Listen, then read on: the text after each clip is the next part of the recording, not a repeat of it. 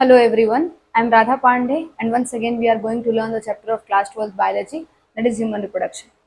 आज की क्लास हमारी इस चैप्टर की आखिरी क्लास है और ये इस वीडियो के अंदर हम लोग लगभग 4 टॉपिक कवर करने वाले हैं। जो सबसे पहला टॉपिक मैं आपको बताने वाली हूँ वो है गैस्ट्रुलेशन। पीछे मैंने गैस्ट्रुलेशन के डेफिनेशन को भी लिख दिया है और उससे रिलेटेड जो फोटोज थी वो मैंने यहाँ पर बना रखी है, जो कि आप अपने नोट्स में इजिली कॉपी कर सकते हैं। लेकिन इस बात को समझाने से पहले मैं आपको बहुत ही आसान भाषा में ये समझाने की कोशिश करती हूँ कि गैस्ट्रुलेशन होता क्या चीज है। तो समझो जरा गैस्ट्रुलेशन क्या होता है। गैस्ट्रुलेशन को समझाने से पहले मैं चाहती हूँ तुम थोड़ा पीछे चलो मेरे साथ और मैं तुमको पीछे से कुछ बातें याद दिलाना शुरू करूँ। तो याद करो, हम लोगों ने देखा था कि हमने स्पर्म और ओवम को फ्यूज करा दिया था जिससे जाइगोट बना हुआ था, और जाइगोट एक सिंगल सेल स्ट्रक्चर होता है अगर मैं गलत नहीं हूं तो। सही है।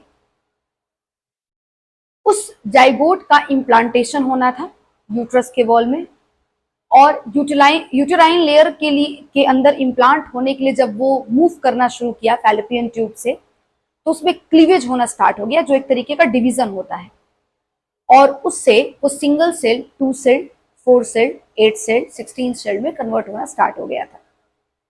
इम्प्लांटेशन से ठीक पहले जो आखिरी स्ट्रक्चर हमने देखा था उसका हमने नाम पढ़ा था, उसको हम ब्लास्टोसिस्ट या ब्लास्टूला कहते थे। जहां तक जब ये ब्लास्टूला वाला स्टेज पहुंचता था तो उस स्टेज तक बहुत सारी सेल्स वहां पर बन चुकी थी, काफी ज्यादा सेल डिवीजन हो चुका था, और वो सारी सेल्स 2 लेयर में अरेंज हो गई थी। एक लेयर जो बाहर की तरफ था उसको हम लोग आउटर सेल मास कहा करते थे, और जो लेयर अंदर की तरफ था उसको हम इनर सेल मास कहा करते थे। आउटर सेल मास को ट्रोफोब्लास्ट और इनर सेल मास को एम्ब्रियोब्लास्ट भी कहा जाता था। आई थिंक ये सब तुमको याद होगा, ये सब कुछ मैंने बता दिया था। आउटर सेल मास और ट्रोफोब्लास्ट जो है वो आगे चल करके प्लेसेंटा का फॉर्मेशन कर देगा, मतलब प्लेसेंटा को बनाने में कंट्रीब्यूट करेगा, और जो आपका इनर सेल मास या एम्ब्रियोब्लास्ट है वो एक्चुअली बेबी बनाएगा। अगर तुमको याद हो तो एम्ब्रियोब्लास्ट जो था उसको भी फर्दर 2 पार्ट में डिवाइड कर दिया गया था, इपीब्लास्ट और हाइपोब्लास्ट में। अब जो इपीब्लास्ट है वही एक्चुअली एम्ब्रियो का फॉर्मेशन करता है, हाइपोब्लास्ट भी नहीं करता, उसको भी रिप्लेस कर दिया जाता है, हटा दिया जाता है। अब वो कैसे होता है मैं तुमको यहां पर दिखाती हूं, लेकिन उसके पहले हम लोग गैस्ट्रुलेशन समझ रहे थे कि क्या होता है। तो गैस्ट्रुलेशन समझना क्या होता है, एक प्रोसेस है गैस्ट्रुलेशन जिसके भीतर जो सेल्स हैं उनके नंबर तो बढ़ चुके हैं, मतलब सेल डिवीजन तो खूब हो गया है, सेल के नंबर तो बहुत ज्यादा है और वो इंक्रीज भी अब नहीं करेंगे, लेकिन उनका अरेंजमेंट अभी तक नहीं हुआ है, तो उनको अरेंज करना है। समझ पा रहे हो? उन सेल्स को 3 जर्मिनल लेयर में अरेंज किया जाएगा, और इसी जर्मिनल लेयर को जब अरेंज किया जाता है तो इस पूरे प्रोसेस को गैस्ट्रुलेशन कहते हैं। आई थिंक तुमको मेरी बात समझ में आई होगी मैंने क्या कहा। मतलब गैस्ट्रुलेशन क्या चीज है, तो गैस्ट्रुलेशन एक ऐसा प्रोसेस है जिसमें आपका जो सेल्स है एम्ब्रियोब्लास्ट का वो बेसिकली 3 जर्मिनल लेयर में बट जाता है, और वो 3 जर्मिनल लेयर आगे चल करके 4 तरह के टिश्यूज को कंस्ट्रक्ट करती हैं, 4 तरह के टिश्यूज को बनाती हैं। एक ह्यूमन बॉडी के भीतर 4 तरह के टिश्यू पाए जाते हैं, और उन्हीं 4 तरह के टिश्यू से उनकी मदद से वो सब तरह के ऑर्गन सिस्टम और सेल्स का फॉर्मेशन करता है।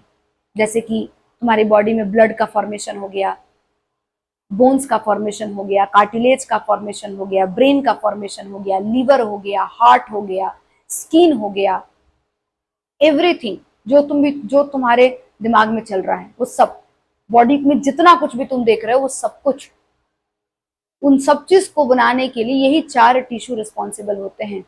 चाहे वो तुम्हारा स्किन हो, चाहे वो तुम्हारी मसल्स हो, चाहे वो तुम्हारा ब्लड हो, चाहे वो तुम्हारा बोन हो, चाहे वो तुम्हारा ब्रेन हो, चाहे तुम्हारा बॉडी का कोई भी ऑर्गन हो या ऑर्गन सिस्टम हो, एवरीथिंग इन्हीं 4 टिश्यू से कंस्ट्रक्ट होता है। इसके बारे में हम लोग क्लास 11th में पढ़ेंगे, एनिमल टिश्यू में। आई थिंक तुमको मेरी बात समझ आ रही हो। तो ये जो आपके तीन जर्मिनल लेयर हैं जो चार तरह के टिश्यू को जनरेट करते हैं और आगे चल करके फिर डिफरेंट डिफरेंट तरह के ऑर्गन और ऑर्गन सिस्टम को डेवलप करते हैं। इन्हीं तीन जर्मिनल लेयर को जो अरेंज किया जाता है, जो बनाया जाता है, इसी बनाने की प्रोसेस को गैस्ट्रुलेशन कहा जाता है। आई थिंक तुमको गैस्ट्रुलेशन का एक रफ आइडिया मिल गया होगा। चलो, यहाँ पर जो बात लिखी हुई है उसको मैं समझाना शुरू करती हूँ। सबसे पहले यहाँ पर लिख रखा है कि it is defined as an early developmental process in which an embryo transform from blastula to gastrula। कह रहा है कि एक प्रोसेस है, डेवलपमेंट का एक पार्ट है। ये डेवलपमेंट जब हो रहा होता है एम्ब्रियो का तो उसका ही एक पार्ट है जिसमें ब्लास्टुला गैस्ट्रुला में चेंज हो जाता है। अब ब्लास्टुला तो तुमको पता है क्या चीज होता है, ट्रोफोब्लास्ट और इनर सेल मास जब दो अलग अलग लेयर बना लेती है तो उसको हम लोग ब्लास्टुला कहते हैं। गैस्ट्रुला जब तीनों जर्मिनल लेयर तैयार हो जाते हैं उस स्ट्रक्चर के भीतर तो उसको अब हम लोग गैस्ट्रुला बुलाते हैं। तो ब्लास्टुला से गैस्ट्रुला में चेंज होने का जो ये प्रोसेस होता है, इसी प्रोसेस को हम लोग गैस्ट्रुलेशन कहा जाता है। और अभी मैंने एक और आसान तुमको डेफिनेशन समझाया, मैं उसको यहाँ पे लिख देती हूँ। बताना जरा क्या लिखना चाहिए हम लोग को कि प्रोसेस ऑफ फॉर्मेशन ऑफ 3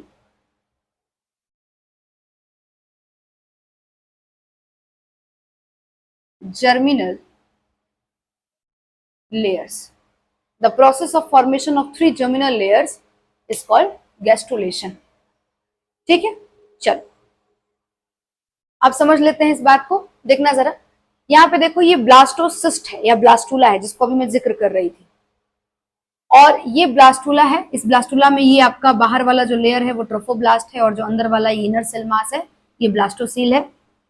अब ये ट्रोफोब्लास्ट तो प्लेसेंटा बना लिया और ये जो इनर सेल मास है वो दो लेयर में बट चुकी है और ये दो लेयर के अगल बगल भी कैविटी और सैक बना हुआ है। ऊपर में एमनियोटिक कैविटी है और नीचे में यॉर्क सैक है। और इस लेयर को तुम क्या बुलाते थे, देखना जरा, ऊपर वाली लेयर को तुम ईपी ब्लास्ट कहते थे और नीचे वाली लेयर को तुम हाइपोब्लास्ट कहा करते थे। सही है, चलो अब देखना जरा, ये जो स्ट्रक्चर है इसको थोड़ा सा, ये देखो दो लेयर में बटा हुआ है ना, इसलिए इसको बाई लैमिनर डिस्क भी कह लेते हैं। क्या कहते हैं? Bilaminar disc. अब 2 मिनट के लिए जरा इमेजिन करो कि ये जो स्ट्रक्चर है, समझना जरा, ये जो स्ट्रक्चर है ये एक बॉल जैसा स्ट्रक्चर है, स्फेरिकल बॉल है और इस बॉल को बीच से कट कर दिया मैंने, ठीक है। और कट करने के बाद देखो ये स्ट्रक्चर को मैंने यहां बना दिया है, ये बॉल है, इस बॉल के ऊपर में एक एंड है और एक नीचे में एंड है। ऊपर वाले एंड को क्रेनियल एंड कहते हैं, नीचे वाले को कॉर्डल एंड कहते हैं। जो क्रेनियल एंड है उस तरफ फेस बनेगा, माउथ बनेगा, क्रेनियम बनेगा, ठीक है। और जो कॉर्डल एंड है उस तरफ आपका टेल बनेगा, लेग वाला पोर्शन है, पैर वाला रीजन है। समझ में आ रहा है? तो ये जो आपका ये पूरा का पूरा जो स्फीयर है इसको मैंने बीच से कट कर दिया है और बीच से कट करने के बाद अब मैं इसको यूं ऐसे कर रही हूं। मतलब समझना, अगर मैं कुछ ऐसा बोलूं कि ये मान लो ऐसा कुछ स्ट्रक्चर हो गया, इसको मैंने यहां से कट कर दिया और कट करके ये देखो यहां से मैंने कट कर दिया और कट करके अब मैं तुमको ऐसे दिखा रही हूं। तो इसके भीतर जितनी भी लेयर्स होंगी, इसके भीतर इस कवर के पीछे जितनी भी लेयर्स होंगी, जब मैं इसको ऐसे कर दूंगी तो नजर आनी शुरू हो जाएंगी। तो वही देखो नजर आनी शुरू हो गई। आई थिंक तुमको मेरी बात समझ आई होगी। अब ये तुम्हारा क्रेनियल एंड है, देखो यहाँ पर भी ये एक्स्ट्रा कुछ बन गया है गलती से, सॉरी। ये आपका देखो क्रेनियल एंड है, ये वाला, ठीक है। और इस क्रेनियल एंड के तरफ देखना जरा, एक ग्रूव बनता हुआ जा रहा है, एक स्ट्रक्चर यहाँ पर देखो, एक लाइन बनती हुई चली जा रही है, ठीक है। और ये लाइन कुछ सर्टेन फैक्टर्स होते हैं उनकी वजह से बनता है। और इस लाइन जो बन रही है उसमें ये देखो लंबा डंडी नुमा स्ट्रक्चर बन रहा है और यहाँ जाकर के ये कुछ इस तरह से गोल जैसा हो जा रहा है। और ये अंदर में ढलाऊ जैसा भी है। समझो जरा मेरी बात को, जैसे कोई ऐसा कोई प्लेन लेयर है, अब उसमें क्या हो रहा है समझो, देखो ऐसा कोई मान लो प्लेन लेयर है, ठीक है, ऐसा कोई प्लेन लेयर है। अब इसमें ऐसे थोड़ा सा अंदर की तरफ दबता हुआ लेयर चला जाए, दबता हुआ लेयर चला जाए, ढलाऊ बनने लगेगा। ऐसा ही यहाँ पर भी हो रहा है, अंदर की तरफ ढलाऊ होता चला जा रहा है ये, ठीक है, ऐसे उसमें ढाल आते चला जा रहा है, यहाँ पर भी और इस वाले लेयर में भी। इस डंडी नुमा स्ट्रक्चर को प्रिमिटिव स्ट्रिक कहते हैं और इस स्ट्रक्चर को प्रिमिटिव नोड कहते हैं। ठीक है, और ये नोड क्रेनियल एंड की तरफ रहता है। अब समझना, यहां पे देखो, यहां पे ये जो ढलाऊ है ये बनते बनते बनते बनते एक टाइम पर गड्ढा कर देगा, पूरा गड्ढा हो जाएगा ये। और देखो यहाँ पर ये गड्ढा हो भी गया है, अंदर का अब चीज नजर आ रहा है तुमको, ठीक है। ये तो अभी पहले हल्का हल्का ढलाऊ होना शुरू हुआ, एंड देन फिर देखो यहाँ पे गड्ढा भी हल्का हल्का बन चुका है। और अब इसको प्रिमिटिव पिट बुला रहे हैं। अब इसको प्रिमिटिव नोड नहीं कहेंगे, इसको प्रिमिटिव पिट, पिट मतलब गड्ढा होता है, और इसको प्रिमिटिव ग्रूव कह रहे हैं, ठीक है। अब सुनना, यहां पर इस गड्ढे के अंदर यहाँ की जितनी भी सेल्स हैं वो सब चल चल के आ रही है और इस गड्ढे में गिर जा रही है, छलांग मार दे रही है, ठीक है। सबकी सब यहाँ से सेल्स चल के आ रही हैं और ये सेल्स आकर के इसके अंदर गिर जाती हैं, इस गड्ढे में गिर जाती हैं, ठीक है। और गिर करके और जाके नीचे देखो, ये जो हाइपोब्लास्ट का लेयर था, ये वाला हाइपोब्लास्ट का लेयर था, ठीक है। ये हाइपोब्लास्ट का लेयर नहीं है, 2 मिनट के लिए समझना, ये हाइपोब्लास्ट वाला लेयर था। जब यहाँ की सेल्स उठ उठ करके जा करके इस गड्ढे में गिर जाएंगी, तो इस गड्ढे में गिरने के बाद जाकर के इस हाइपोब्लास्ट सेल्स को इस तरह से देखो, इसे ऊपर से जाकर के नीचे गिरेंगी और इस सेल को टक्कर मार के नीचे फेंक देंगी और खुद जाके बैठ जाएंगी उस जगह पे। समझना ध्यान से क्या बोला मैंने, मैं समझाती हूँ तुमको, समझना। सुनो, मैंने बोला कि ये जो गड्ढा वाला स्ट्रक्चर बन रहा है, इसमें सेल्स यहाँ पे आ रही हैं और आकर के इसके भीतर गिर जा रही हैं, और गिरने के बाद अंदर घुस रही हैं, और यहाँ की जो ये देखो अंदर चली गई, अंदर चली गई, यहाँ पहुंची, और यहाँ इस पूरे थिकनेस को कवर करने के बाद जब यहाँ पहुंची तो जो भी यहाँ का सेल होगा उसको ये क्या करेंगी, उठा करके ऐसे ढकेल देंगी और धक्का मार के खुद बैठ जाएंगी। मतलब बेसिकली ये इस सेल को, ऊपर वाली इपीब्लास्ट की सेल्स हाइपोब्लास्ट की सेल्स को रिप्लेस कर देती हैं। और ये ऐसा कैसे कर पाती हैं, समझना। यहाँ की जो सेल्स होती हैं, यहाँ पर इस हिस्से पर जो सेल्स बैठी हुई है, ठीक है, ये कुछ केमिकल्स रिलीज करती हैं, ये कुछ केमिकल्स रिलीज करती हैं यहां से, ठीक है। ये केमिकल्स जा करके और इपीब्लास्ट में, मान लो ये सेल बैठा हुआ है, मान लो जैसे यहाँ पर ये इपीब्लास्ट के अंदर सेल है, इपीब्लास्ट वाला लेयर है, ये इपीब्लास्ट वाला लेयर है और ये हाइपोब्लास्ट वाला लेयर है। तो इपीब्लास्ट के लेयर की सेल्स बैठी हुई है। अब सेल और सेल के बीच में जंक्शन होता है, सेल सेल कनेक्टेड होता है आपस में, यहाँ भी सेल और सेल के बीच में जंक्शन है, ठीक है। तो ये क्या करेंगी, अब ये सेल एक दूसरे से सब बंधी हुई होती है, इपीब्लास्ट की सेल सारी एक दूसरे से बंधी हुई होती हैं, सब सेल और सेल के बीच में जंक्शन होता है। ये जो केमिकल है ये क्या करेगा, अंदर जाएगा, इस सेल के भीतर घुसेगा और जा करके यहाँ पे एक दूसरा केमिकल प्रोड्यूस करवाएगा, इस सेल से दूसरा एक केमिकल प्रोड्यूस करवाएगा, और वो केमिकल जाकर के इन दोनों सेल्स को एक दूसरे से अलग कर देंगी।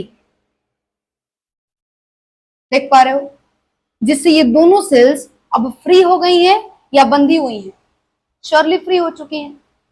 और अब ये जो सेल्स फ्री हो गई, इस तरह से इसको चारों तरफ से एक सेल को फ्री करके और इस सेल को मूवेबल बना देगा, जिससे ये सेल यहाँ से घूमती फिरती हुई आकर के इस गड्ढे में गिर जाएंगी, और गड्ढे में जब गिरेंगी तो इनके यहाँ से सेल्स को डिस्ट्रॉय करते हुए नीचे जो भी सेल पड़ेगा उनको डिस्ट्रॉय करती चली जाएंगी, और फाइनली जब हाइपोब्लास्ट पर पहुंचेंगी तो इसको तो यहाँ से रिप्लेस भी कर देंगे, इसको तो हटा ही देंगी और खुद जाकर के बैठ जाएंगे।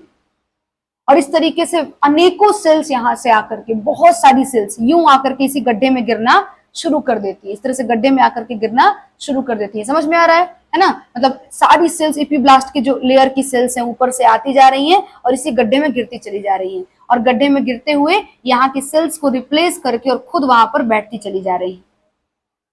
समझ पा रहे हो। और अगर मैं इसको ऐसा तुमको दिखाऊं कि देखो ये रेड वाले सेल्स को उन्होंने रिप्लेस करके और देखो खुद आकर के बैठ गई यहाँ पर, देखो उन्होंने उनको रिप्लेस कर दिया और बदले में खुद आकर के यहाँ पर बैठ गई है। ब्लैक वाले को मत देखो, अभी सिर्फ ये देखो, खुद आकर के यहाँ पर बैठ गई है, ठीक है। और फाइनली यहाँ पर एक लेयर तैयार कर देती हैं, जिस लेयर को इंडोडर्म कहा जाता है। क्या कहते हैं हम लोग, इंडोडर्म। ध्यान से सुनना। अब ये जो इंडोडर्म बनने के बाद ये जो पूरा लेयर जब तैयार हो जाता है, उसके बाद भी सेल्स रुकती नहीं है, लगातार उसी तरीके से आ करके इसी प्रिमिटिव ग्रूव में गिरती रहती हैं और प्रिमिटिव पिट के अंदर। तो जो भी सेल्स जब यहाँ पे जब सेल्स पूरी तरह से अरेंज हो जाती हैं कंप्लीटली नीचे वाले लेयर में, तो फिर सेल्स ऊपर आकर के बैठना शुरू कर देती हैं, इस वाले जगह पर आकर के बैठना शुरू कर देती हैं। समझ में आ रहा है? ऊपर वाले लेयर में बैठना शुरू कर देती है, और जो जब इस लेयर वाले में जब सेल्स बैठना शुरू कर देती हैं, इस लेयर के अंदर जब सेल्स बैठना शुरू कर देती हैं, तो अब एक नया लेयर और उसके ऊपर जनरेट हो जाता है, और इस लेयर को हम लोग मीजोडर्म बुलाते हैं। क्या बुलाते हैं? मीजोडर्म बुलाते हैं। और फाइनली जो सेल्स ऊपर अब बच जाती हैं, उन सेल्स को हम लोग इक्टोडर्म बुलाते हैं। तो आई थिंक तुमको मेरी बात समझ आई होगी कि मैंने क्यों कहा था कि इम्ब्रियोब्लास्ट के अंदर जो एपीब्लास्ट की सेल्स होती हैं सिर्फ वही इम्ब्रियो बनाती हैं, हाइपोब्लास्ट सेल्स वहां से रिप्लेस हो जाती हैं। तुम देख सकते हो कि जो एपीब्लास्ट की सेल्स थी यहाँ की सरफेस की, वो क्या करने शुरू कर दी, वो आ करके और इस प्रिमिटिव ग्रूव के भीतर गिरना शुरू हो गई, उनको डिस्ट्रॉय करने लगी। वहां जो सेल्स बीच में पड़ रहे थे उनको डिस्ट्रॉय भी करती चली जा रही थी, और जा करके हाइपोब्लास्ट सेल को या तो डिस्ट्रॉय कर दे रही थी या उनको रिप्लेस कर दे रही थी, और उसके जगह पर खुद आकर के बैठ गई, और उन्होंने फाइनली इंडोडर्म तैयार कर लिया। जो एक्स्ट्रा ऊपर से सेल्स बैठी, उन्होंने एक नया लेयर तैयार कर दिया, मीजोडर्म तैयार कर दिया, और जो बच गई वो अब इक्टोडर्म कही जाएंगी। अब वो इपीब्लास्ट नहीं है, अब वो इक्टोडर्म कही जाएंगी। सही है? और यही इक्टोडर्म, मीजोडर्म और इंडोडर्म जो तीन लेयर यहाँ पर बना है, इसी तीनों को जर्मिनल लेयर कहा जाता है एक साथ। और अब ये तीन जर्मिनल लेयर बॉडी में, देखो ध्यान से, बॉडी के अंदर चार तरह के टिश्यू को जनरेट करेगा। चार तरह के टिश्यू को जनरेट करेगा। पहला एपिथेलियल टिश्यू, दूसरा कनेक्टिव टिश्यू, तीसरा मस्कुलर टिश्यू,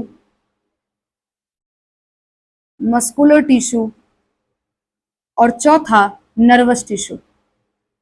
ठीक है, अभी तुमको ज्यादा इस पर फोकस नहीं करना है, खाली सुन लो।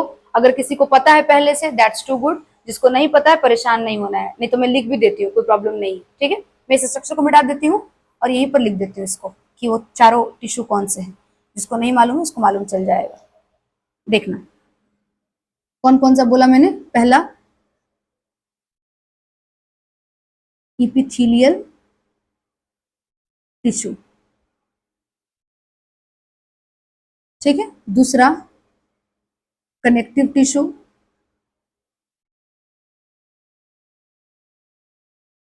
तीसरा मस्कुलर टिश्यू,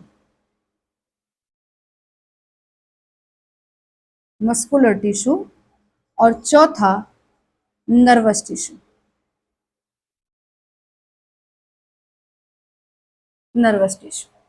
ठीक है, तो ये तीनों जर्मिनल लेयर जो हैं वो एक साथ मिल करके, तीनों जर्मिनल एक साथ मिलके नहीं, सॉरी, ये तीनों जर्मिनल लेयर अलग अलग तरह के टिश्यू को तैयार कर देती है। ठीक है, अब ये सब चूंकि 11th क्लास का पोर्शन है वहां पढ़ेंगे, अभी इसको मैं इसमें ज्यादा मेस नहीं क्रिएट करती हूँ। ठीक है, क्योंकि बहुत ज्यादा यहाँ पे टॉपिक हो जाएगा। तो ये तीनों जर्मिनल लेयर ये चार तरह के टिश्यू को जनरेट करती हैं, और यही चार तरह के टिश्यू मिल करके बॉडी के सारे तरह के ऑर्गन सिस्टम, सेल, जो कुछ भी है सबको डिजाइन करते हैं, सबको बनाते हैं। कोई दिक्कत है? चल, ये तीन जर्मिनल लेयर, जो कि तीन लेयर अब बन चुका है, इसलिए इसको ट्राई लैमिनर डिस्क कहते हैं। ठीक है, और फाइनली ये आपका गैस्ट्रुलेशन का प्रोसेस हो गया। अब गैस्ट्रुलेशन का मतलब आई थिंक आपको क्लियर हो गया होगा कि जब आपकी जो इपीब्लास्ट की सेल है, या फिर ज्यादा अच्छा रहेगा आप इम्ब्रियोब्लास्ट से ही आप बात को कह लो, कि जो इम्ब्रियोब्लास्ट की सेल हैं जब तीन जर्मिनल लेयर में कन्वर्ट हो जाती हैं, जो कि इम्ब्रियोब्लास्ट पूरा नहीं कन्वर्ट होता, मैंने अभी जस्ट आपको बताया और दिखा भी दिया कि हाइपोब्लास्ट जो होता है उसका वो वापस रिप्लेस ही हो जाता है, मतलब अल्टीमेटली इपीब्लास्ट ही सब कुछ बनाता है। तो तीन जर्मिनल लेयर में जब वो कन्वर्ट हो जाती है, जब तीन जर्मिनल लेयर का फॉर्मेशन कर लेती है, इंडोडर्म, इक्टोडर्म और मीजोडर्म, इसी को गैस्ट्रुलेशन कहते हैं। क्लियर है क्या? ये आपका गैस्ट्रुलेशन का टॉपिक हो गया जो कि मुझे आपको बताना था। एक चीज और देखना जरा, आपके एनसीईआरटी बुक में एक बात लिख रखा है। उन्होंने लिखा है कि जो इनर सेल मास है उनके पास स्टेम सेल्स होती हैं। अब क्या होती है स्टेम सेल्स? तो स्टेम सेल्स एक खास तरह की सेल्स होती हैं जिनके पास पोटेंशियल होता है, मतलब जिनके पास कैपेबिलिटीज होती हैं कि वो किसी भी तरह के टिश्यू में कन्वर्ट होना जानती हैं। तो बात सही लिखा हुआ है, सोचकर देखो। जो इनर सेल मास था यहाँ पर जो बना हुआ था स्ट्रक्चर, उसमें जो इनर सेल मास था उन्होंने ही तो ये हाइपोब्लास्ट और इपीब्लास्ट बनाया था। और ये इपीब्लास्ट और हाइपोब्लास्ट आगे चल करके, इसमें से भी हाइपोब्लास्ट तो हट ही चुका था, इपीब्लास्ट ने तीनों जर्मिनल लेयर तैयार किया था, और ये तीनों जर्मिनल लेयर चल करके आगे चारों टिश्यू बना रही हैं। तो कहीं ना कहीं इनर सेल मास ही तो है जो ये चारों टिश्यूज को शुरुआत में इनर सेल मास ही थी ना जो इन चारों टिश्यूज को कंस्ट्रक्ट करके ले आ रही है लास्ट तक। तो हम ऐसा कह सकते हैं कि इनर सेल मास के भीतर जो सेल है वो स्टेम सेल है, बिल्कुल सही बात है, जो किसी भी तरह के टिश्यू में कन्वर्ट होना जानता है। तो एनसीईआरटी में लाइन लिखा हुआ था जो कि आपको आई थिंक क्लियर हो गया होगा। अब हम लोग नेक्स्ट टॉपिक की तरफ मूव कर जाते हैं, आ जाओ। तो नेक्स्ट टॉपिक कवर कर लेते हैं अपना जेस्टेशन। समझना जरा जेस्टेशन क्या होता है। जेस्टेशन का मतलब होता है कि वो टाइम पीरियड जो एक बच्चे को, एक फीटस को अपने मदर वूम के अंदर कंप्लीट करने का मौका मिलता है, जिसमें वो डेवलप भी होता है। ठीक है, मदर वूम के अंदर जितना भी टाइम गुजारता है, वूम का मतलब होता है यूट्रस। ठीक है, तो मदर के यूट्रस के भीतर, मदर के बॉडी के भीतर जितना भी समय गुजारता है एक बच्चा, ठीक है, फीटस जितना भी एक टाइम गुजारता है, उसी को जेस्टेशन पीरियड कहते हैं, जिसमें वो डेवलप हो रहा होता है। ठीक है, तो इसका डेफिनेशन बनाते हैं। आ जाओ जरा, बताओ क्या लिखना चाहिए। Time period, time period during an embryo or fetus develop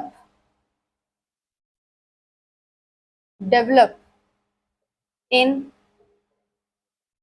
mother's womb is called gestation period. ये gestation, ठीक है, वो टाइम पीरियड जिसमें एक एम्ब्रियो या फीटस जो होता है वो मदर वूम के भीतर डेवलप हो रहा होता है, उसको हम लोग जेस्टेशन कहते हैं। ठीक है, अब कितना समय होता है ये, करीबन करीबन, तो ह्यूमन प्रेगनेंसी लगभग 9 महीने की होती है। ठीक है, तो मैं इस बात को लिख देती हूँ यहाँ पे पहले। ह्यूमन प्रेगनेंसी सबकी प्रेगनेंसी अलग अलग होती है। दूसरे जानवरों में जब तुम देखोगे तो उनकी जो प्रेगनेंसी का जो पीरियड होता है वो अलग होता है। किसी का 6 महीने होता है, किसी का 5 महीने होता है, किसी का 12 महीने होता है, किसी का 1 साल, 1.5 साल, 2 साल भी होता है। ठीक है, तो सबका अलग अलग होता है। Human pregnancy last about 9 months. करीबन करीबन कितने महीने लग जाते हैं हम ह्यूमंस को? 9 महीने लग जाते हैं एक बच्चे को जन्म देने में। ठीक है, तुम्हारे बुक में इसको बड़ा ही अच्छा डेज में कैलकुलेट करके दिया हुआ है। ठीक है, तो मैं इसको लिख सकती हूँ कि इट इज, ये जेस्टेशन पीरियड को लिख रही हूं मैं, कि it is completed in about 280 days, 280 days from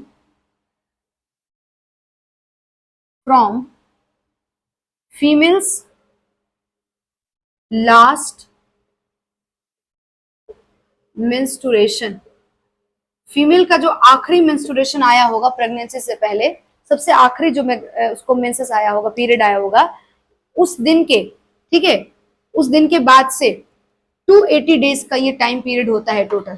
ठीक है, और 280 डेज में जाकर के पूरा का पूरा चीज कंप्लीट होता है। मतलब समझ लेना कि लास्ट पीरियड आया है, उसके बाद फ्यूजन से लेकर के फर्टिलाइजेशन से लेकर के, मतलब सॉरी, फर्टिलाइजेशन फ्यूजन देखी चीज हो गया, फर्टिलाइजेशन से लेकर के, इम्प्लांटेशन से लेकर के, एंड देन फिर उसका डेवलपमेंट, सारा कुछ जोड़ करके डेज बनाया गया है। 280 डेज का होता है ये पीरियड। ठीक है, अच्छा, मुझे वूम से एक और बात याद आ रही है, मैं तुमको बताना चाहती थी, सुनना जरा। एक टर्म होता है हिस्टेरेक्टोमी। हिस्टेरेक्टोमी, सुनना। और हिस वुम्ब जो वर्ड है, मैंने अभी जस्ट बोला कि जो वुम्ब वर्ड है उसका मतलब यूट्रस होता है, यूट्रस होता है, और इसको हिस्टेरा भी बुलाया जाता है, हिस्टेरा भी कहते हैं इसको। ठीक है, अब होता क्या हिस्टेरेक्टोमी मतलब, तो ये बहुत पुराना प्रीवियस ईयर क्वेश्चन है, इसलिए मैं तुमको बता रही हूं, ध्यान से सुनना। Surgical removal, surgical removal of uterus is called hysterectomy. अब पेपर में क्वेश्चन आया था कि हिस्टेरेक्टोमी का मतलब क्या होता है, किस चीज का सर्जिकल रिमूवल होता है, तो यूटरस का होता है। ऑप्शन में था यूटरस, फैलोपियन ट्यूब, वैसे कर करके ऑप्शन दिया हुआ था। तो यूटरस के सर्जिकल रिमूवल को हिस्टेरेक्टोमी कहते हैं। और ये हिस्टेरेक्टोमी वर्ड कहाँ से आया, तो हिस्टेरा वर्ड से आया है। क्लियर है क्या? तो ये मैं आपको बताना चाहती थी, जो कि मुझे वूम देख करके याद पड़ गया है ना, यहाँ पे मदर्स वूम लिखा था, उससे मुझे याद आ गया है। क्लियर है क्या? सारा बात समझ में आया? ये सारा बात नोट कर लेना है ना, सब एनसीईआरटी का लगभग लगभग लाइन है। चलो अब सुनो जरा आखिरी चीज। अब इस जेस्टेशन पीरियड के अंदर, ये तो 9 महीने का पूरा जेस्टेशन पीरियड हो गया, तो तुम समझ रहे हो। अब इस 9 महीने में कुछ कुछ महीने का काम दिया हुआ है तुम्हारे बुक में। वैसे तो हर महीने का कुछ कुछ काम होता है, लेकिन उतना डिटेल में नहीं जाना है तुमको। कुछ कुछ महीने का काम दिया हुआ है जो कि याद करना पड़ेगा, पेपर में पूछ सकता है। तो आओ उसको भी कंप्लीट कर लेते हैं। सुनना, टोटल 9 महीने हैं। मैं यहाँ पर आपको हर महीने का लिखना शुरू करती हूँ। फर्स्ट मंथ, ठीक है। फर्स्ट मंथ में क्या होगा भाई, तो पहले मंथ में सबसे पहले तो हार्ट बन जाता है बच्चे का, ठीक है। तो मैं यहां लिख देती हूं, फर्स्ट मंथ में कौन सा ऑर्गन डेवलप हो गया, हार्ट इज फॉर्म। और पहले महीने में जब हार्ट बन जाएगा तो बेसिकली बच्चे की धड़कन सुन सकते हैं हम, है ना। आपको अगर याद हो 11th क्लास का फिजियोलॉजी, तो आपने पढ़ा होगा हार्ट का साउंड होता है लब डब, ठीक है। तो वो बेसिकली धक धक होता है एक्चुअली, है ना, जो आपका बोलते हैं ना कि धक धक करता है दिल, तो वो जो धक धक होता है उसी को इंग्लिश में लब डब कहते हैं। तो लब डब आपका साउंड यहाँ पर अब सुनाई देना शुरू हो जाएगा, ठीक। हार्ट का साउंड सुनाई देने लगेगा। क्लियर है क्या। तो आपके बुक में एक बहुत अच्छी लाइन भी लिखी हुई है इसी से रिलेटेड। क्या लिखी हुई है, first sign of growing foetus, बच्चा ग्रो कर रहा है, बच्चा जिंदा है, इस बात का ये पहला साइन देना शुरू कर देता है। पहला साइन होता है, ठीक है। इससे आपको धड़कन सुन करके, डॉक्टर स्टेथोस्कोप से सुनते हैं उसको, ठीक है, धड़कन सुनते हैं बच्चों का। तो बेसिकली वो आपको साइन होता है ग्रोइंग फीटस का, हार्ट इज फॉर्म्ड। और ये हार्ट के बनने के चलते होता है, जब हार्ट बन जाता है तो ये चीज सुन पाते हैं, जो कि पहले महीने में हो जाता है। सही बात है।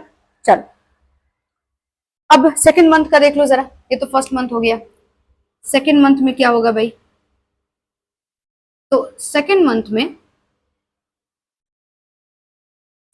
में limbs and digits, limbs and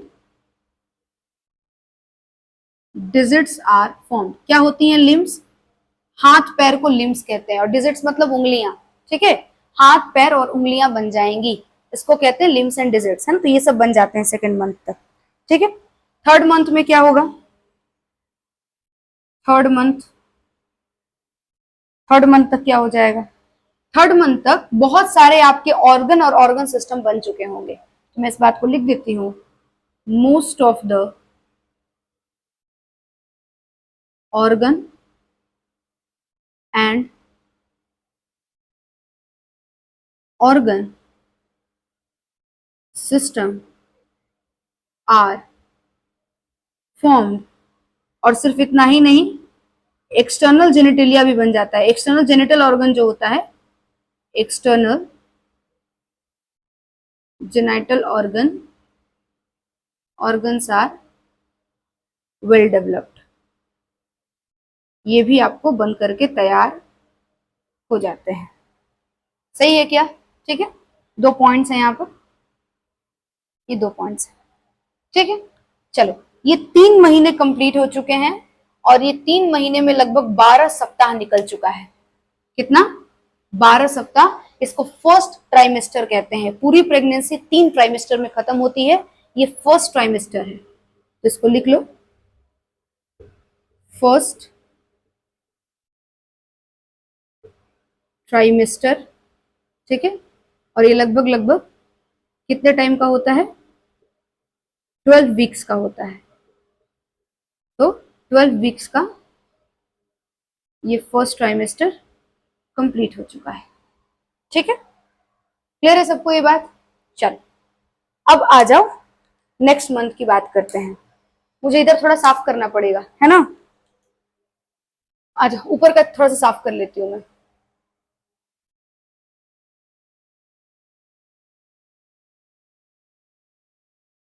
देखो फोर्थ मंथ में कुछ नहीं दिया तुम्हारे बुक में, तो तुम भी कुछ नहीं पढ़ोगे यहाँ पर, ठीक है।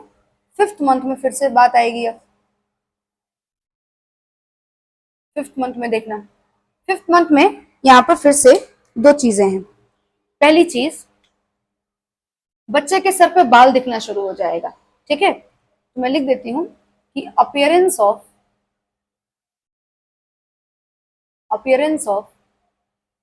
हेयर, ऑन हेड, सर पर बाल दिखने शुरू हो जाएंगे, ठीक है।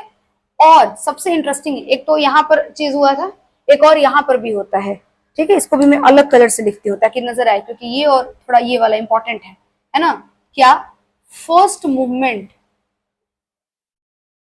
First movement of fetus is observed, बच्चे का पहली बार मूवमेंट देखने को मिलता है, ठीक है। बच्चा मूव करना स्टार्ट कर देता है, बच्चा बेसिकली जो है वो मूव करने लगता है, जो कि आप उसको देख सकते हैं, मूवमेंट उसका देखा जा सकता है, ऑब्जर्व किया जा सकता है, ठीक है। डॉक्टर्स वो स्क्रीन लगा करके देखते हैं ना, तो वो फर्स्ट मूवमेंट आप देखा जा सकता है, सही है। लात मारता है बच्चा, है ना, तो वो सब चीजें यहाँ पर ऑब्जर्व होती है, टीवी में देखा होगा। ठीक है, चलो अब 6 मंथ की बात कर लेते हैं, ये भी एक इंपॉर्टेंट था इसलिए उसको भी मैंने करा दिया है। क्लियर है क्या? चलो 6 मंथ की बात कर लेते हैं।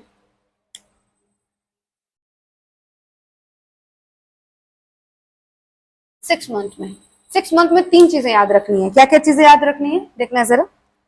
पहली चीज कि बच्चे के शरीर पे बाल आना शुरू हो जाएगा, ठीक है।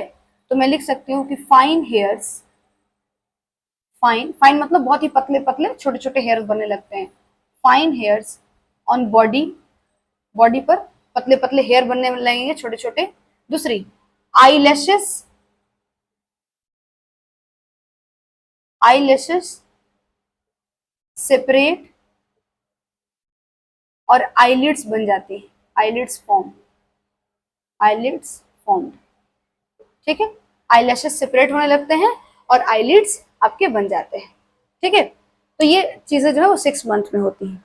और फिर से देख लो 3 महीना कंप्लीट हो गया है, तो अल्टीमेटली यहाँ पे सेकेंड ट्राइमेस्टर कंप्लीट हो चुका है, सेकेंड ट्राइमेस्टर कंप्लीट हो गया है, जो कि लगभग 24 वीक का होता है, 24 वीक्स का होता है। ये 12 वीक का था, ये 24 वीक्स का है, और ये भी आपको कंप्लीट हो चुका है, ठीक है। एंड फाइनली,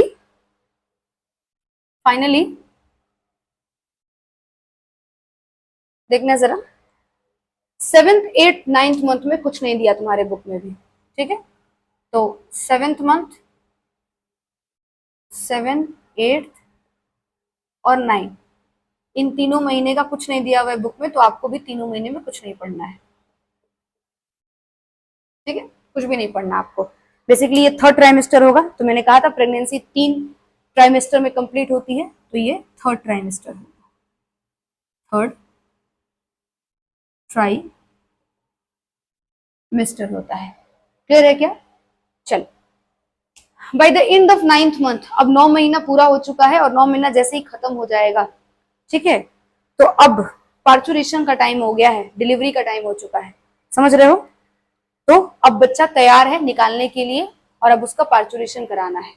तो 9 मंथ के एंड पर पार्चुरेशन की अब तैयारी होगी, और अब पार्चुरेशन ही हम लोग को टॉपिक कवर करना है। हमारा नेक्स्ट टॉपिक है यहाँ पर पार्चुरेशन, तो करें, आ जाओ। देखो पार्चुरेशन का क्या है भाई स्टोरी, है ना। तो सुनना, अब तुम बहुत कुछ जान चुके हो, करीबन करीबन बातें जान चुके हो, ठीक है। तो मैं यहाँ पे कुछ बातें लिखती हूँ और तुमको समझाती भी हूँ, देखते चलना। सबसे पहले मैंने क्या बोला भाई, पार्चुरेशन कब होगा, तो at the end of the 9th month, ठीक है, 9वें महीने के अंत में पार्चुरेशन होता है। तो मैं इस बात को लिखती हूँ कि एट द, या फिर रुको, इससे और अच्छा बात लिख सकते हैं हम लोग, पार्चुरेशन का डेफिनेशन लिखती हूँ, the act of, the act of expelling, expelling मतलब निकालना, एक्सपेल्ड आउट, बाहर कर देना, the act of expelling the full term young one, full term young one from mother uterus at the end of 9 months, at the end of 9 months is called parturition, सही है। अच्छा है definition. क्या बोला मैंने? द एक्ट ऑफ, एक्ट मतलब कोई क्रिया है ना, कोई प्रोसेस। कौन सा प्रोसेस भाई? Expelling the full term young ones, है ना। तो जो एक फुल टर्म, फुल टर्म मतलब पूरा कंप्लीट अपना जो भी उसको जितना दिन डेवलपमेंट के लिए चाहिए था मदर वोम के अंदर, मदर यूट्रस के भीतर, उतना गुजारने के बाद एक जो कंप्लीट तैयार हुआ बच्चा है, उसको निकलने के लिए, कहां से निकलने के लिए? मदर के यूट्रस से निकलने के लिए। कब निकलना है? एंड ऑफ 9 मंथ, है ना, 9 महीने कंप्लीट करने के बाद। तो 9 महीने कंप्लीट करने के बाद मदर के यूट्रस से एक कंप्लीट तैयार हुआ बच्चे को निकालने के लिए जो भी एक क्रिया कराई जाती है, जो भी एक प्रोसेस कराया जाता है, उसी को पार्चुरेशन कहते हैं। कोई दिक्कत? समझ में आया? एनसीईआरटी का डेफिनेशन है, क्लियर हो गया होगा। आ जाओ, अब क्वेश्चन यहां से नहीं आएगा। सवाल ये आएगा कि पार्चुरेशन के लिए सिग्नल कहां से आता है। ठीक है, तो समझना जरा, मैं छोटा सा फोटो से बना के दिखाती हूं, जल्दी तुमको बात समझ में आ जाएगी। देखना जरा, ये है यंग वन मान लो, ठीक है।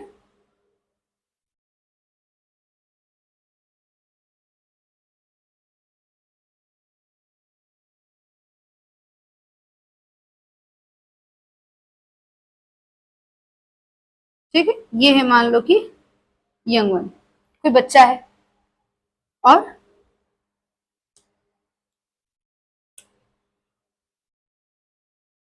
ये है यूट्रस, ठीक है, और ये है प्लेसेंटा। समझ रहे हो?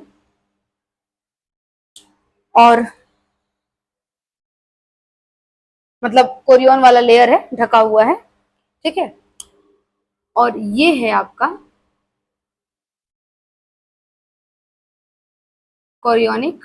अब मैं पूरी तरह से नहीं बना रही हूँ क्योंकि बहुत सारा समय लग जाएगा, है ना। कोरियोनिक विलाई, ठीक है, इस तरह से ऐसे कवर की हुई है। समझ रहे हो?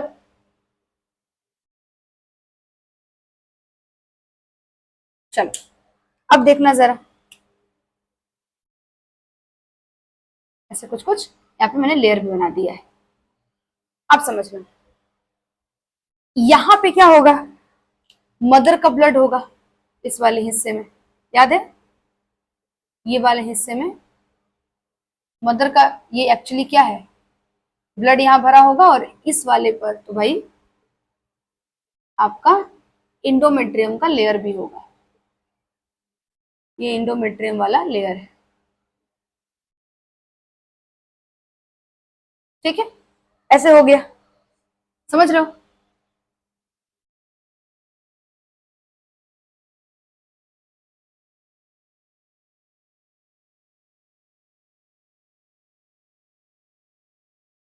मदर्स यूटेराइन वॉल, ठीक है।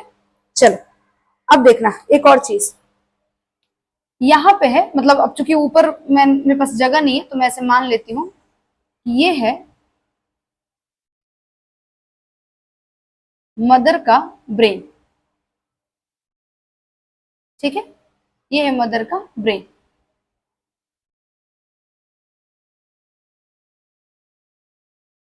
ठीक है, इस तरह से।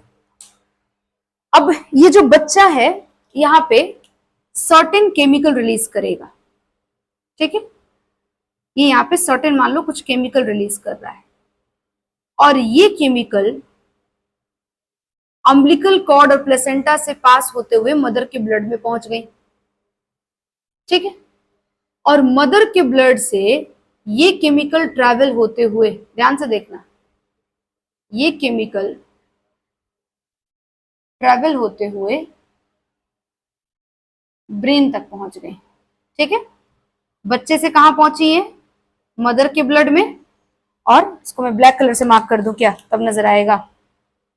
बच्चे से सर्टेन केमिकल कहां पहुंचा? मदर के ब्लड में। और मदर के ब्लड से ये ट्रेवल होके कहां पहुंच गया? मदर के ब्रेन में। ये मदर का ब्रेन है, मदर ब्रेन। और ये मान लिया मैंने कि है पोस्टीरियर पिट्यूटरी, पिट्यूटरी ग्लैंड का पोस्टीरियर पार्ट है, पोस्टीरियर पिट्यूटरी है। ठीक है, समझ रहे हो? अब मुझे पता है इसको एंटीरियर मानना चाहिए, उसको पोस्टीरियर मानना चाहिए, लेकिन ठीक है चलेगा, अभी हम लोग को सिंपली समझना है, वो सब बात हम लोग जानते हैं और ब्रेन चैप्टर आएगा तब पढ़ेंगे सब। तो पोस्टीरियर पिट्यूटरी में पहुंच गया। अब पोस्टीरियर पिट्यूटरी वहां से एक हार्मोन सीक्रेट करता है, समझो जरा। पोस्टीरियर पिट्यूटरी बदले में यहां से एक हार्मोन सीक्रेट करता है। ये जो केमिकल है ये बच्चे से सिग्नल जनरेट हुआ है, मैं लिख देती हूँ इस बात को, signal for parturition, signal for parturition is originated by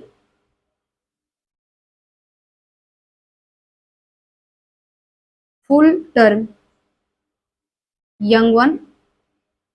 ठीक है, कहां से जनरेट हुआ है? ये बच्चे से जनरेट हुआ है, और बच्चे से जनरेट होकर के कहां डिफ्यूज हो गया? ये मदर के ब्लड में प्लेसेंटा के थ्रू, और प्लेसेंटा से, मैं इस बात को भी लिख दूं क्या? नहीं चलेगा, है ना, लिख देती हूँ, देखो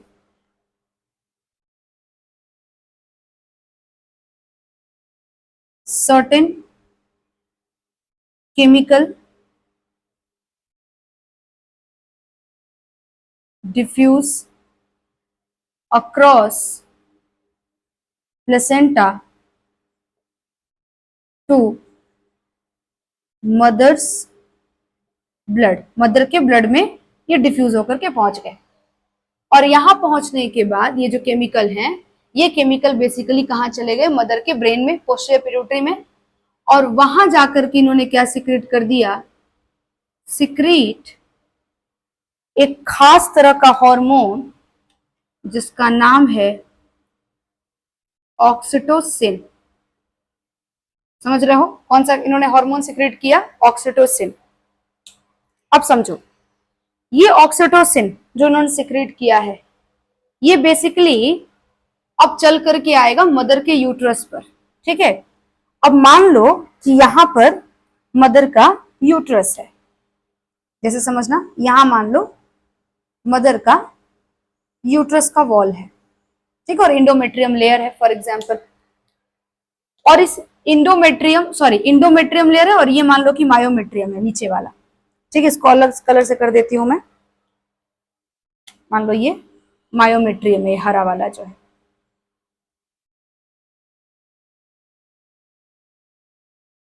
ठीक है, ये मायोमेट्रियम है, समझते चलना। तो ये आकर के और मायोमेट्रियम के वॉल पर बैठ गया। ये आपको रिसेप्टर्स हैं, हार्मोन तभी कहीं पर काम कर सकता है जब उसका रिसेप्टर वहां पर हो। तो मान लो कि यहाँ पे हार्मोन्स थी, ये हार्मोन्स थी ऑक्सीटोसिन, ठीक है, और ये चल करके आ गई यहां पर और आकर के बैठ गई। ऊपर स्पेस नहीं था मेरे पास इसलिए यहां कर रही हूँ, ठीक है, बच्चे के पास में ही कर रही हूँ ताकि समझा सकूं तुमको। और इस तरह से आकर के बैठ गई ऑक्सीटोसिन। ठीक है, और ये ऑक्सीटोसिन अब क्या करेंगी? यहां पर यूट्रस के अंदर माइल्ड कॉन्ट्रैक्शन शुरू करेंगी। ठीक है, इस तरह से यूट्रस के जो वॉल हैं उस तरह से कॉन्ट्रैक्ट करना, दबना शुरू करेंगे। समझ में आ रहा है? इस तरह से अंदर की तरफ दबना शुरू करेंगे। अब समझो, तुम्हारा जो बच्चा है वो यहां पर ऐसे है, यूट्रस का इधर से भी वॉल है, इधर से भी वॉल है, ऊपर से भी वॉल है, और जब ये सब कॉन्ट्रैक्ट करेगा तो बच्चे को नीचे की तरफ पुश मिलेगा। समझ रहे हो बच्चे? समझ में आ रहा है बेटा? तो ये बेसिकली इस तरीके से कॉन्ट्रैक्ट करना शुरू करेंगे और बच्चे को एक नीचे की तरफ पुश मिलना शुरू होगा। ये ऑक्सीटोसिन माइल्ड कॉन्ट्रैक्शन जनरेट करती है, लिख देती हूं मैं यहां पर, कॉज माइल्ड कॉन्ट्रैक्शन, बहुत हल्का हल्का कॉन्ट्रैक्शन करती है ये, माइल्ड कॉन्ट्रैक्शन। लेकिन पहली बार तो नहीं बोल सकते हैं, आपकी बॉडी में बहुत रेयरली ऐसा होता है कि कोई हार्मोन पॉजिटिव फीडबैक शो करता है। ठीक है, ये देखना यहाँ पर पॉजिटिव फीडबैक शो होता है, पॉजिटिव फीडबैक मैकेनिज्म फॉलो होता है।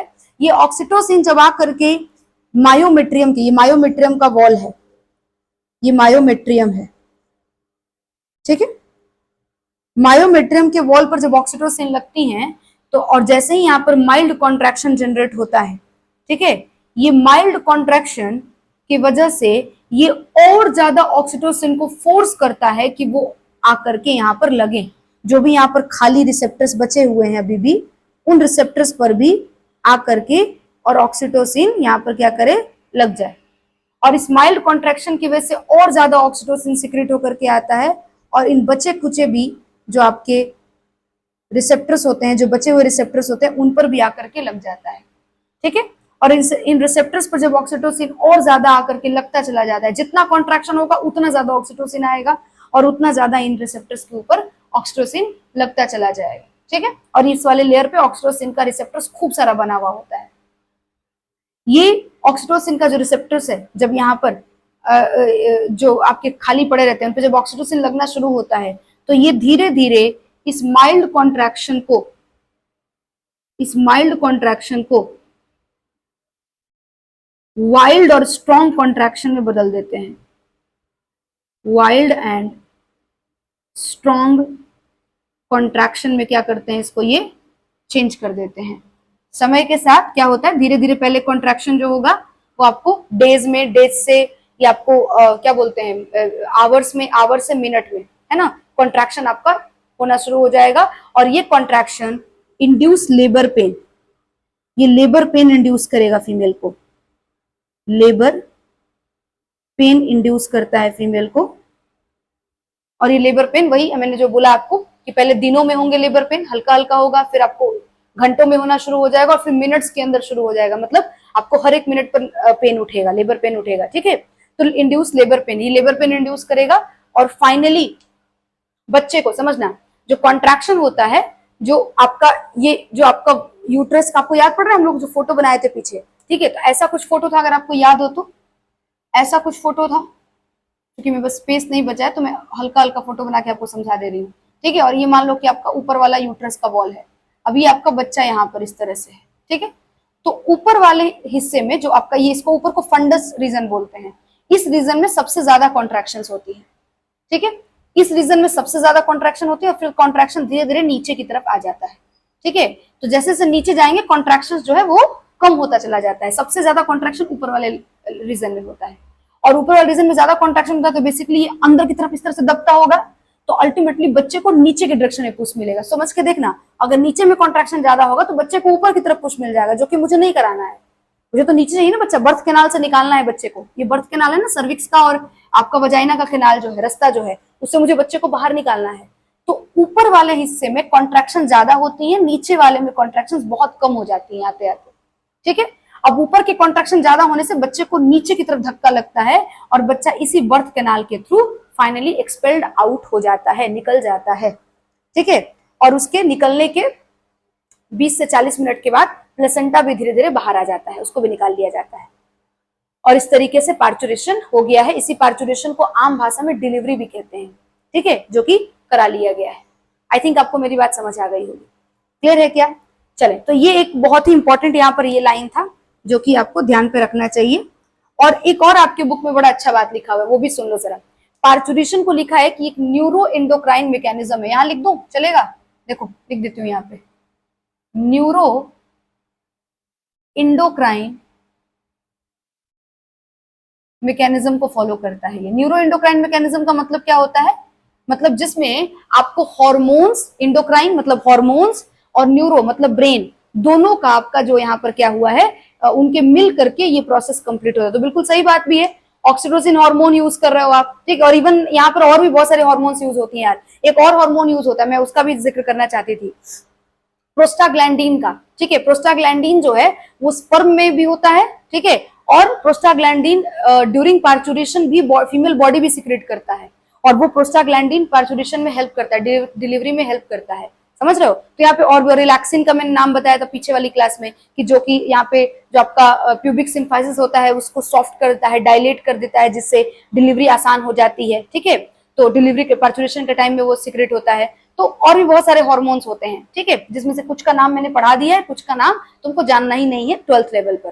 ठीक है, तो वो सारे हार्मोन्स का यहाँ पर चूंकि बात हो रहा है, तो इंडोक्राइन का बात हो रहा है। ठीक है, और तुम्हारे ब्रेन का यहाँ पर देखो यूज भी है ना, मतलब तुम्हारे पोस्टीरियर पिट्यूटरी से निकल रहा है, एंड देन फिर ये ऑक्सीटोसिन पहले जाकर के, सॉरी ये केमिकल जो है जाकर के तुम्हारे पहले ब्रेन पर ही लगा, फिर इसने एक्साइट किया पोस्टीरियर पिट्यूटरी को कि ये ऑक्सीटोसिन सिक्रेट करे, और ये ऑक्सीटोसिन यहाँ से आकर के फिर आपके यूटेराइन वॉल पर लगा, मायोमेट्रियम पर लगा, और मायोमेट्रियम में जब कॉन्ट्रैक्शन, माइल्ड कॉन्ट्रैक्शन शुरू हुआ तो इसने फर्दर ब्रेन को स्टिमुलेट किया कि और ज्यादा ऑक्सीटोसिन को सिक्रेट किया जाए, और फर्दर ऑक्सीटोसिन यहाँ से सिक्रेट होकर के आकर के मायोमेट्रियम के बचे हुए जो रिसेप्टर्स थे उस पर, ऑक्सीटोसिन के उस पर आकर के लग गया, जिससे और स्ट्रॉन्ग कॉन्ट्रैक्शन जनरेट होता चला गया। और ये चीज रिपीटेड मैनर में होते चला जाता है। जितना ज्यादा ऑक्सीटोसिन आएगा उतना ज्यादा कॉन्ट्रैक्शन बढ़ेगा, और जितना स्ट्रॉन्ग कॉन्ट्रैक्शन बिल्डअप होगा उतना स्ट्रॉन्ग आपका जो ब्रेन है वो स्टिमुलेट होगा कि और ज्यादा ऑक्सीटोसिन सिक्रेट करना है, ठीक है, ताकि स्ट्रॉन्ग कॉन्ट्रैक्शन यहाँ पे जनरेट कराया सके और बच्चे को निकाला जा सके।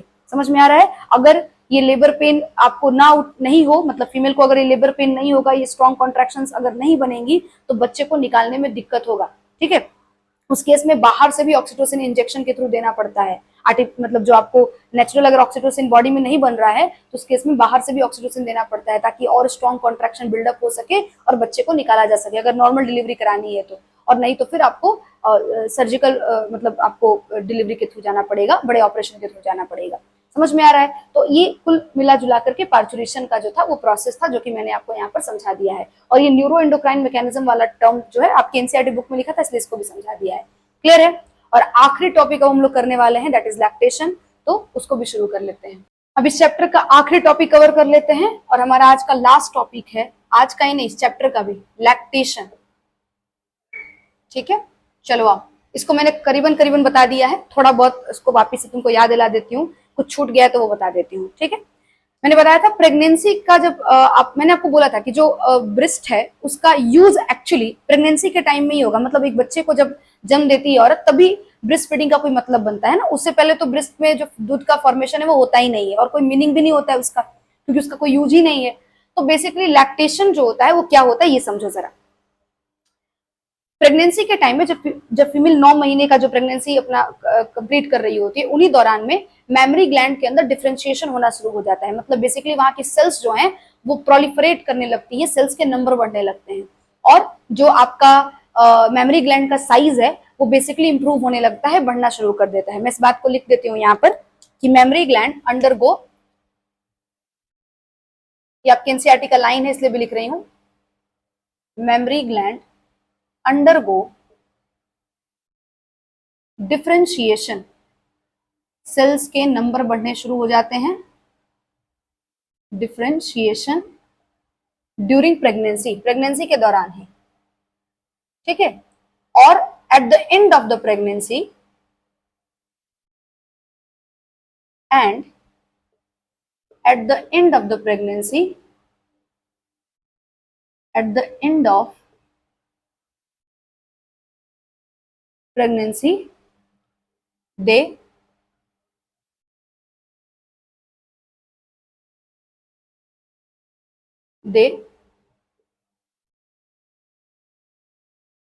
started to produce milk,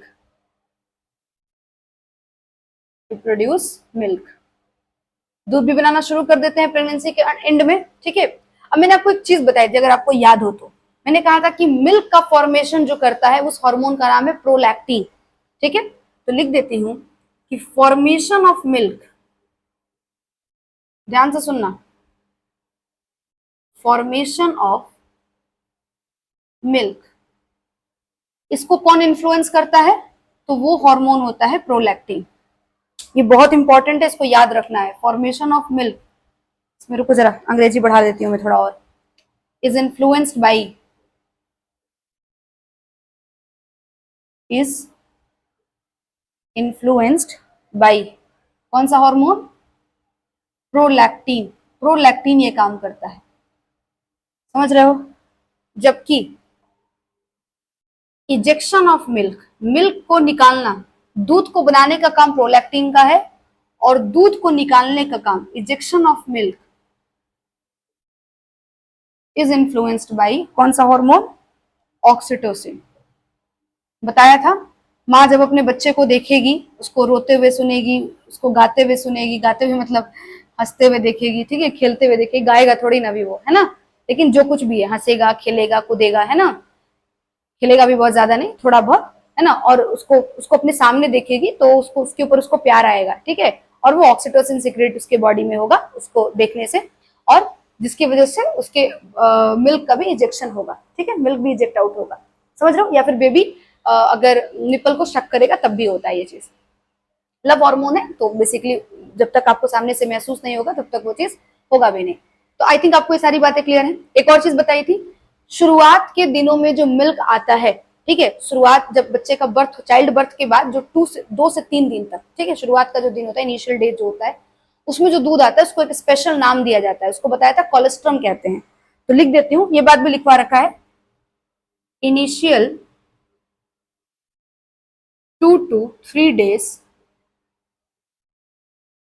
after childbirth, after childbirth, the first milk, the first milk, the first milk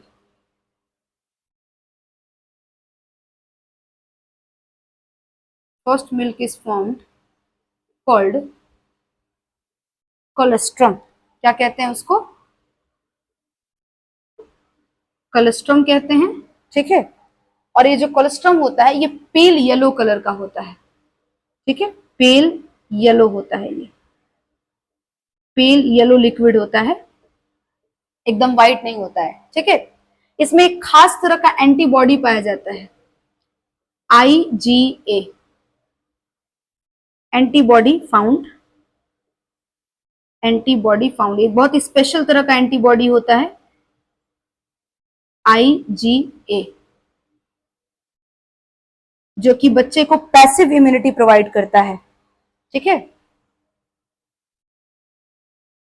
provide passive immunity. ये सब मैंने बता रखा है, मैं दोबारा बता रही हूं,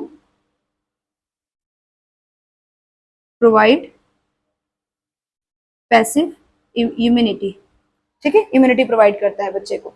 तो आपने देखा होगा जगह जगह गवर्नमेंट हॉस्पिटल्स के दीवालों पर भी लिखा होता है कि माँ का पहला दूध बच्चे के लिए बहुत जरूरी होता है, ठीक है, उसके इम्यून सिस्टम को डेवलप करने के लिए, ठीक है, उसको हेल्दी बनाने के लिए। और डॉक्टर भी स्ट्रांगली रिकमेंड करते हैं कि बच्चे को ब्रेस्ट फीडिंग कराना ही चाहिए। एक अगर बात करें लैक्टेशन पीरियड की तो लगभग लगभग ये 6 महीने का, मैक्सिमम अप टू 6 मंथ चलता है। ये लिख देते हो इस बात को भी, ये कब तक रहता है?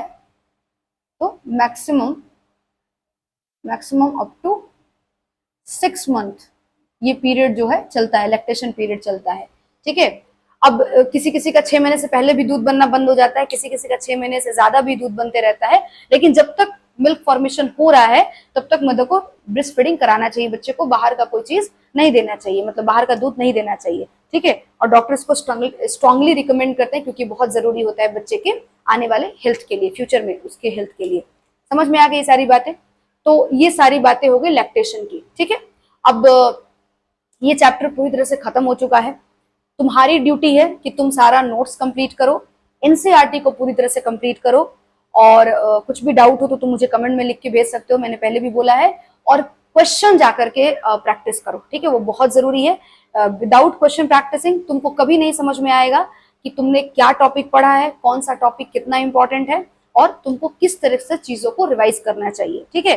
तो क्वेश्चन जरूर प्रैक्टिस करना, चाहे कितना भी डर लगे, चाहे कितना भी मन ना करे, ठीक है। मिलते हैं नेक्स्ट वीडियो में अगले चैप्टर के साथ, नेक्स्ट चैप्टर के साथ कोई नया चैप्टर शुरू करेंगे। और थैंक यू, बाय।